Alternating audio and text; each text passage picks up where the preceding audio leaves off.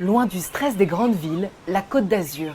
Ses plages, son soleil, ses balades sur la Croisette, autant d'atouts qui attirent chaque année les adeptes du bien vivre, voire du bien vieillir.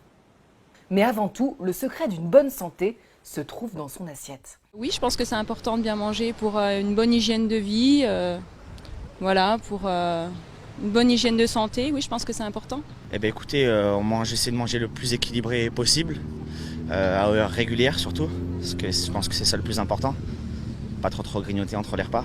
Compte tenu qu'il y a quand même pas mal de malbouffe, je pense que c'est important de faire attention pour savoir exactement ce qu'on mange. On ne peut pas à 100% être sûr de ce qu'on mange, ça c'est clair.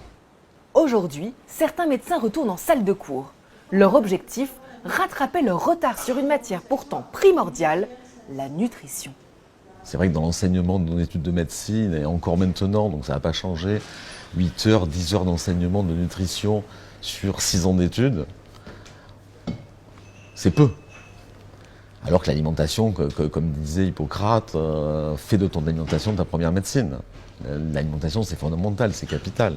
Mais de nos jours, bien se nourrir s'avère être une mission bien plus compliquée que prévu. Pourquoi aujourd'hui, même en mangeant 5 à 6 fruits et légumes par jour, on n'arrive pas à atteindre les 100% des apports recommandés? La qualité nutritionnelle s'est dégradée en 50 ans. L'alimentation industrielle, avec une très faible quantité de vitamines, de minéraux et de composés phytoactifs, est en déclin permanent. Pour pallier les carences de la nutrition contemporaine, le docteur Agara a décidé en 1998 de se lancer dans les compléments alimentaires. Aujourd'hui, son laboratoire basé en Principauté de Monaco est un des leaders sur le marché de la micronutrition. Car en réalité, tout se passe dans l'intestin. 80% des cellules immunitaires sont dans l'intestin, que le microbiote intestinal qui tapisse la paroi de nos intestins, le microfilm chargé de bactéries, influe nettement sur l'immunité de notre corps. Il faut réapprendre à bien manger, il faut réapprendre à savoir ce qu'on mange, et derrière, à travers ça, faire attention aux facteurs de risque qui nous environnent. Et peut-être qu'on n'aura pas à consommer de compléments alimentaires dans ce cas-là.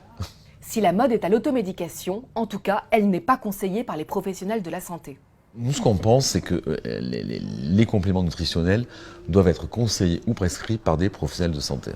C'est pas anodin de prendre un complément alimentaire. C'est pas un truc qu'on prend comme un bonbon ou comme un verre d'eau. Pour bien vieillir, être en bonne santé, moi j'essaye effectivement de faire attention à ce que je mange et d'avoir toujours une activité physique. Je privilégie toujours la marche à pied plutôt que de prendre la voiture, des choses comme ça. À chacun donc sa petite astuce pour être en bonne santé, pour profiter de la Dolce Vita sur la Riviera.